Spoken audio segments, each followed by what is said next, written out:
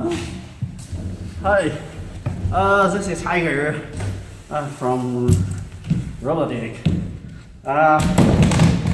Here is my case. How about it?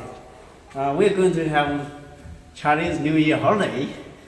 I want to pack myself, but where is my destination? It's a kid. A kitty. Here you can see our new solar paste printer. You can let's check it out. This case. This one is our new selection, the desktop solar paste printer.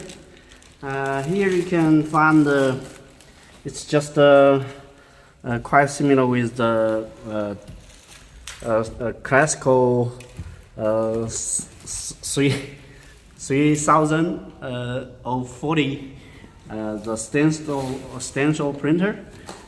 You can find this new 3D solar paste printer on RobotDigg, and compared with the semi-auto 3D solar paste printer, the weight, the gross weight is about 120 kilograms, but the semi-automatic solar paste printer is over 300 kilograms.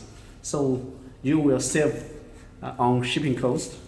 And you can see here we have one unit sold in this January to USA, and thanks for business. From next week we are going to have holidays, and we will be back on service on 1st February 2020. Thanks for watching.